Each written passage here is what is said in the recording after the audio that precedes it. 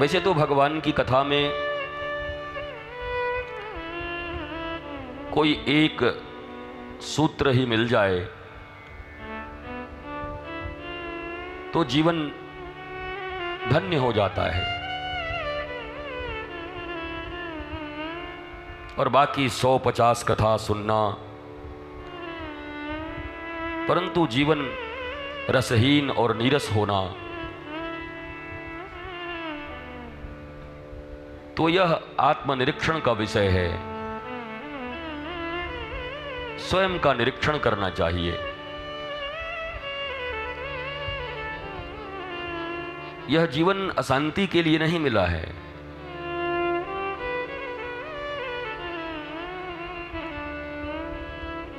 कंस पत्नियों, अस्ति और प्राप्ति की तरह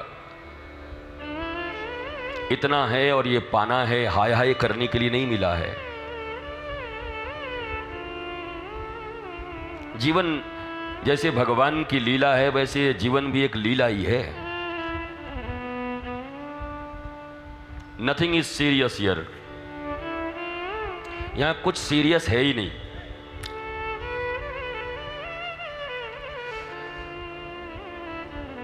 वैभव की पराकाष्ठा पर अभी पहुंच गए तो बड़ी अच्छी बात, बुरी क्या है। सोने की द्वारिका मिल जाए, मौज करो, और सुदामा की झोपड़ी मिल जाए तब भी मौज करो। आंतरिक मस्ती, आंतरिक आह्लाद, ब्लिसफुलनेस इज रियल सक्सेस। दुनिया में सफलता की बड़ी बड़ी परिभाषाएं दी गई हैं लोगों की। लोभियों और कामियों ने अपने अपने अनुसार बहुत सारी परिभाषाएं गढ़ दी हैं। जो स्वयं अशांत है, स्वयं आनंदहीन है, स्वयं दुखों से, अभावों से जर्जरित है, वो लोग परिभाषाएं तय कर रहे हैं कि सक्सेस किसे कहते हैं। और उनकी तय की गई परिभाषाओं पर जन साधारण उनके वैभव और पैसे को देखकर, उनके प्रभाव को देखकर समझता है यही सही है। बिल गेट्स ने कहा ऐसे सक्सेस मिलेगा, एलन मस्क ने कहा ऐसे सक्सेस मिलेगा, कार्नेगी ने यह लिखा हुआ है। अब मैं तो व्यासपीठ से कह सकता हूं कि ये दुनिया के शायद सर्वाधिक अशांत लोग हैं। उनके जीवन में कोई शांति, प्रेम, आनंद, आह्लाद, दाऊ जी के चरणन में बैठ के, दाऊ जी के प्रसाद पाए के और इस प्रकार से कथा का आनंद लेना तो एलन मस्क के भी नसीब में नहीं है, उसके भी भाग्य में नहीं। वो कहां से लेगा महाराज? कितनी फैक्ट्रियां खोलूं, कहां डालूं, कौन ले गया, कौन जीएसटी ले गया, कौन सीएसटी ले गया, हाय हाय कर रहे है। पर हमारे ब्रजवासी जन को देखो, बढ़िया चकाचक ठाकुर जी के कृपाते दयाते जो मिले सब पाएं,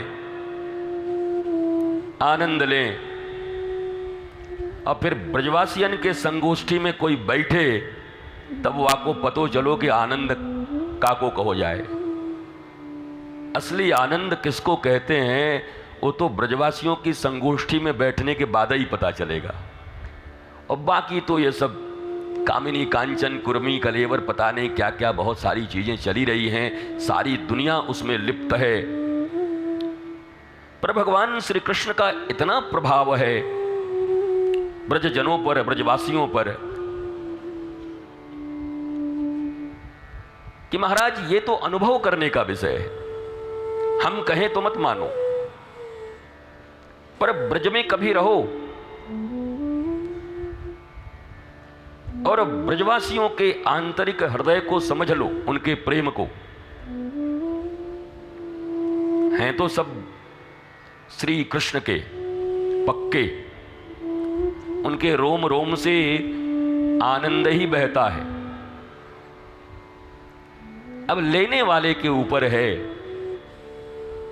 कि वो क्या लेकर जाता है। वो तो भागवत के कथा मंडप से भी पता नहीं कितने लोग अपमान लेके चले जाते, वो हमारा अपमान हो गया, न जाने कहां सम्मान पाएगो।